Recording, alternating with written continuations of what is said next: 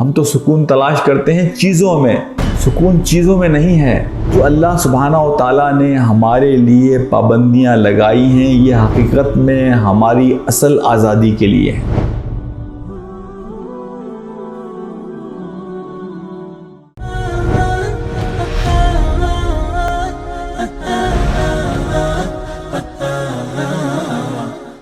یہ جو بعض اوقات ہمارے ذہنوں میں خیال پیدا ہوتا ہے کہ اللہ سبحانہ و تعالیٰ نے جو چیزیں ہمارے لیے حرام کی ہیں، یا اللہ تعالیٰ نے جو بہت ساری شرائط ہمارے سامنے رکھ دی ہیں کہ تم یہ کام کرنا اور یہ کام نہ کرنا اور یہ کام نہ کرنا اور یہ کام، بعض اوقات میں نے دیکھا ہے کہ لوگ الجھتے ہیں، لوگ ان چیزوں کو پابندی سمجھ کر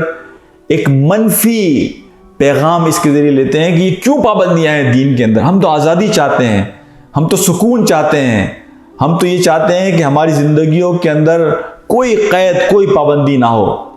میرے بھائیوں، دوستوں اور ساتھیوں،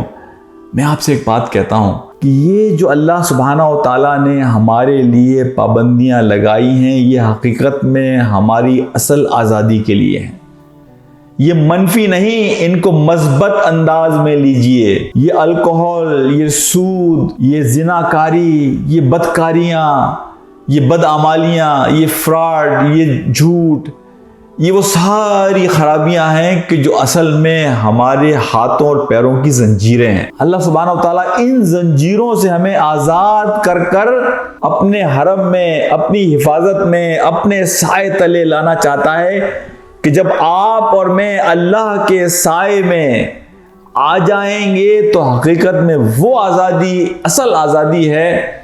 اس آزادی کو سمجھنے کے لیے اس بات کو سمجھیے کہ جب تک کسی چیز کا آپ خود مشاہدہ نہیں کرتے، وہ ہمارے ڈاکٹر اسرار صاحب ایک مثال دیا کرتے تھے کہ اگر کوئی آپ سے یہ کہے کہ شکر میٹھی ہوتی ہے تو آپ کہیں گے ہوگی، لیکن اگر آپ خود ایک مرتبہ اس شکر کو چکھ لیں گے تو اب اگر ساری دنیا بھی یہ کہے کہ شکر میٹھی نہیں ہوتی، آپ کہیں گے کہ نہیں، شکر میٹھی ہوتی ہے۔ اللہ سے محبت،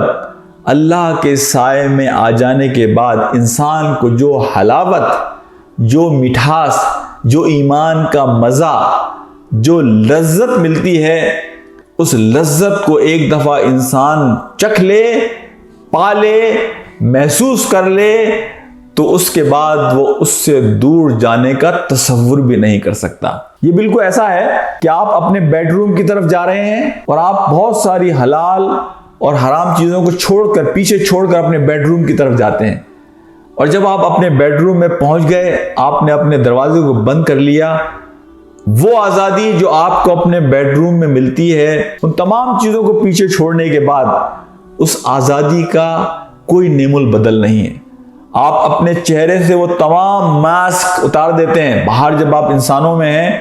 تو باہر کبھی آپ کو اچھا انسان ظاہر ہونے کے لیے ایک ماسک پہننا پڑتا ہے، کبھی ایک محبت کرنے والا بننے کے لیے ایک ماسک پہننا پڑتا ہے۔ آپ وہ تمام عارضی چہروں کو،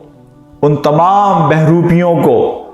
ان تمام چیزوں کو اپنے چہرے سے اتار کر آپ اصل میں کون ہیں جب آپ اپنے بیڈ روم میں پہنچ جاتے ہیں، اب آپ آزاد ہیں۔ تو وہ جو آزادی آپ کو وہاں ملتی ہے، وہ جو سکون آپ کو اپنے بیڈ روم میں ملتا ہے،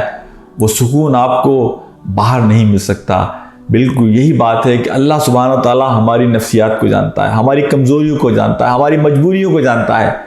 تو اللہ ہمیں ان تمام چیزوں سے آزاد کر کے، وہ ربیع بن عامر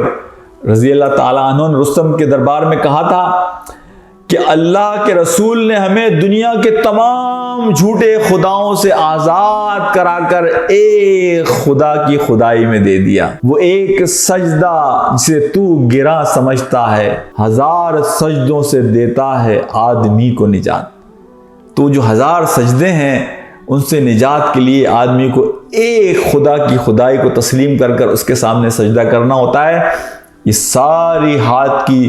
جو بیڑیاں ہیں انہیں اتار پھینک کر وہ ایک خدا کی بیڑیاں اپنے پیر میں پہنتا ہے، اور وہ ہے اصل آزادی، وہ ہے اصل سکون۔ ہم تو سکون تلاش کرتے ہیں چیزوں میں، سکون چیزوں میں نہیں ہے۔ اصل میں تو چیزیں ہمیں اپنا غلام بناتی ہیں۔ اصل آزادی یہ ہے کہ چیزوں سے اپنے آپ کو آزاد کر کر اللہ رب العالمین کے حوالے ہم کر دیں تو ہم اصل آزادی اور اصل سکون کو پا سکیں گے۔ اللہ تعالیٰ مجھے اور آپ کو اس کی توفیق عطا فرمائے۔